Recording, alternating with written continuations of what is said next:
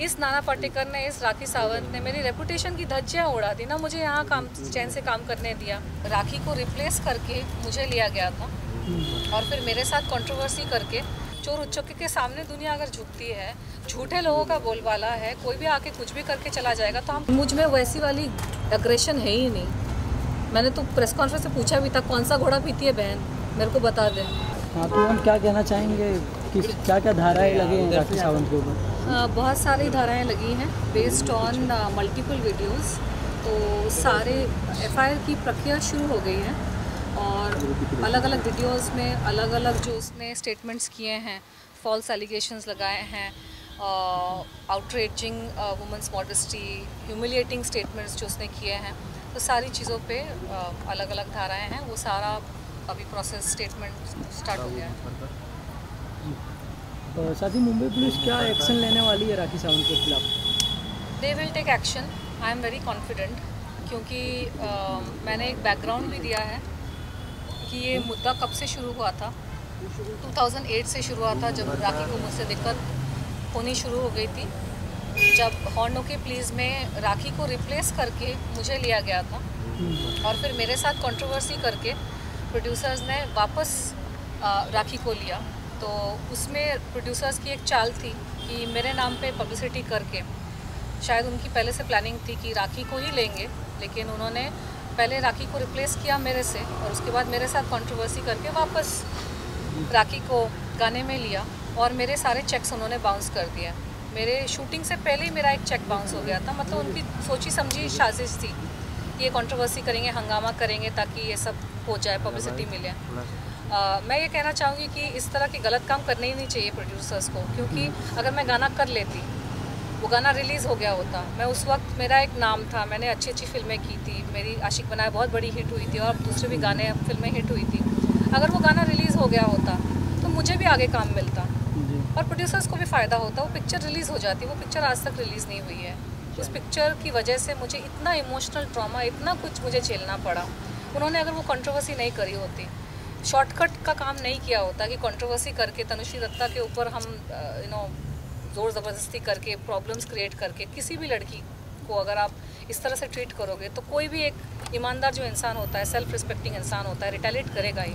आप किसी को परेशान कर रहे हो, चुपचाप कैसे कोई कुछ चीज़ें ना सहनशीलता के बाहर होती है और कुछ आदमी ऐसे होते हैं जिनकी हरकतें आप नहीं झेल सकते।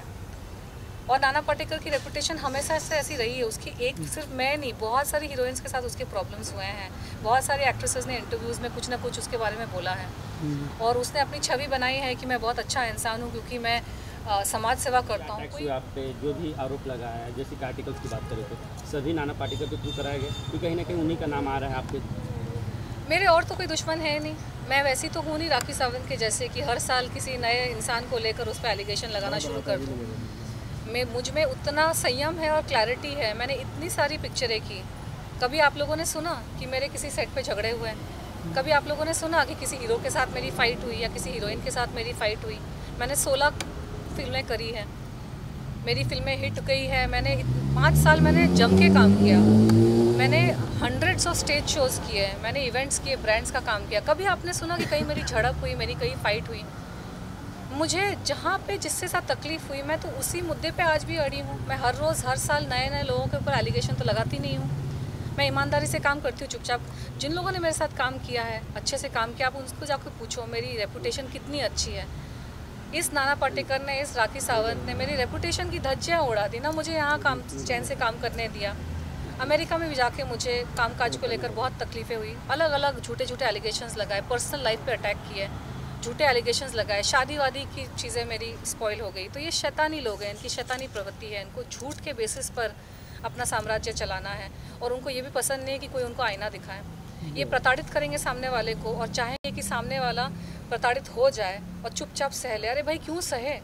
भगवान ने पैदा किया है, धरती पे लाया है, ईमानदारी से अपनी रोटी कमाती हूँ, किसी के बाप का नहीं खाती मैं।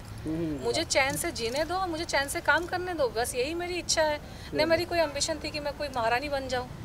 तो हमेशा पॉसिबल नहीं होता है कि हर चीज़ को तुरंत कर देना। और राखी सावंत जैसी जो लोग होते हैं, वो जितनी गंदगी कर देते हैं ना, सामने वाला इंसान इतना धक्के से शॉक हो जाता है कि सामर्थ्य आपका टूट जाता है कि आप डील कैसे करें। अभी तो मैं वीडियोस देखने को मजबूर हो गई हूँ, क्योंकि एफआईआर के लिए पूरा डिटेल देख कर आपको सेकंड बाय सेकंड बहुत वो करना पड़ता है।